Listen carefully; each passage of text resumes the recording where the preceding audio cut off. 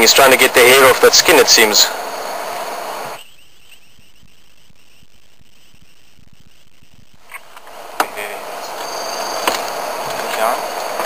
There. How's it looking, Ali?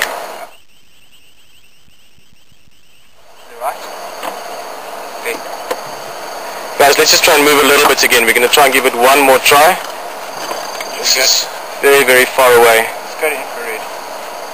Okay, let's try that. We're going to try infrared. Sorry, this is tricky habitat. Just going to get a bit more of this.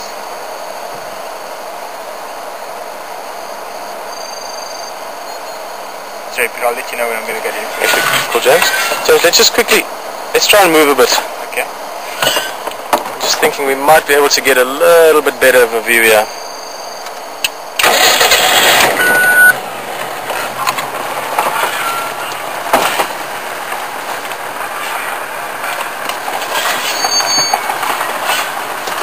You know what, maybe not, huh? Just try that. We've got more light now. We've got less leaves in front of us, but only just let us know if that's still too dark. All right.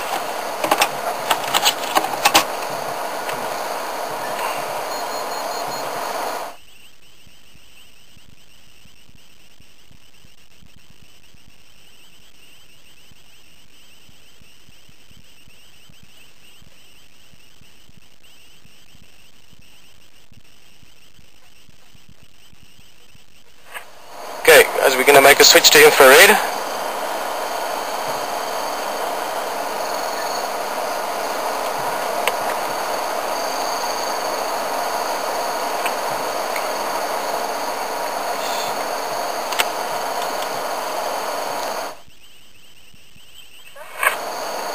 Thank you. Let's see if we can see it's long distance away.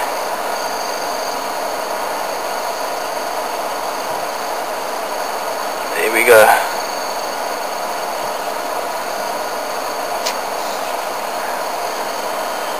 Okay. Well done, James. This is tricky conditions.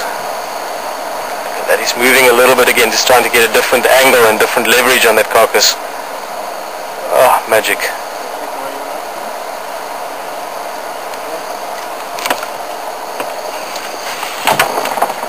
There we go. Perfect. Wow, that's a good angle, Peter. Well done. Literally found a space for the head. Lucky the leopard's working with us as well.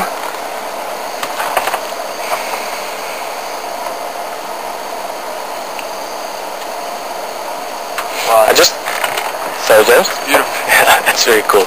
Just to put this into perspective a little bit, maybe this is one of the first times you've come on drive out in the African bush here. Now, Sabi Sands, the area that we're in here, Djuma, is one of the best, and I always say that, if not the best, of the leopard areas or leopard viewing areas in the world.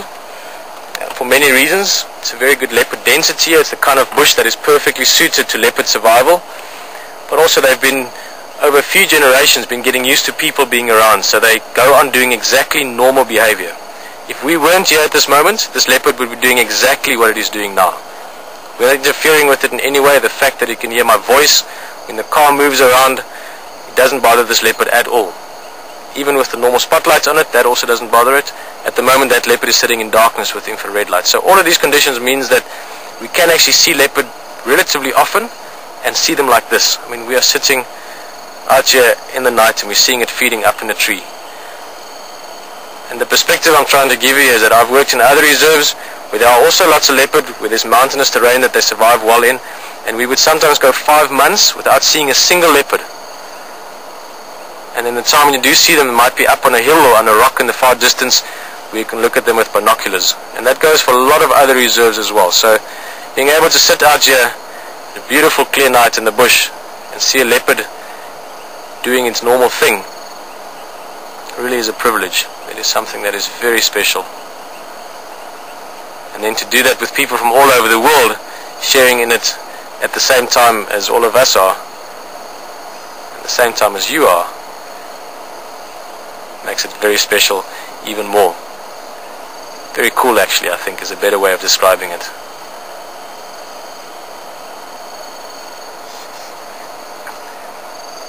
That is literally a little tunnel through the trees there, James. Yes, we love it. I think that's the only spot you could actually see this from at the moment.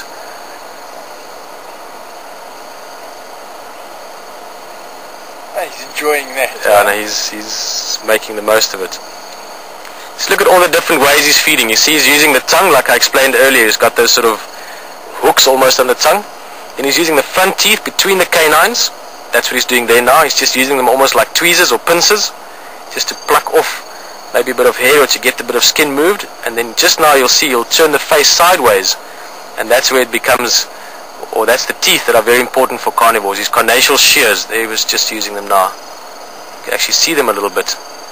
In other words, where our molars are to the back of the teeth, or to the back of the jaw, that's where the carnassial shears are. And they literally work like scissors. Very, very sharp teeth, and they cut like scissor blades. And that enables your large predators, things like leopard and lion, to chew through skin and chew through meat. So he's got all his cutlery together there in the mouth. And without all those specialized teeth, they wouldn't be able to survive the way they do. The canines, even though they look very impressive, their main function is for the kill part, when they grab hold of the carcass, so they can grab hold of the throat and suffocate it. Or in the case of leopard, very often, which is probably how it would have killed this impala, they can also bite into the vertebra, into the spinal cord at the back of the neck, and sever the vertebra. It's a very specialized animal.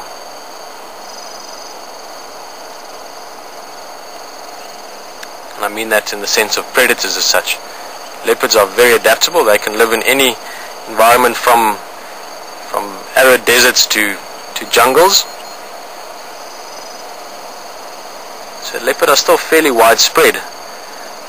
But seeing them, being able to do what we're doing at this moment, is something that's not common anymore.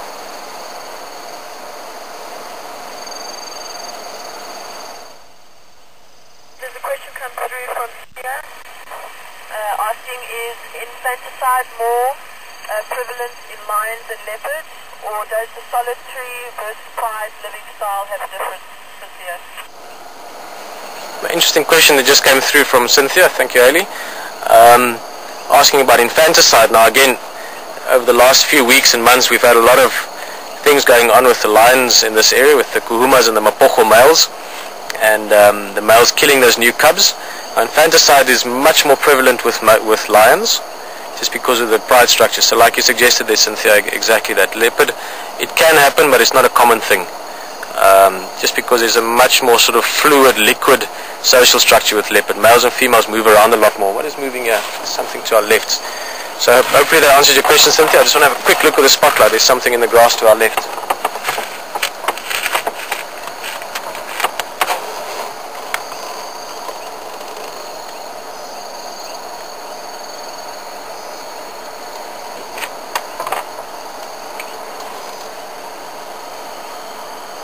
Actually not sure. Oh, it's moving.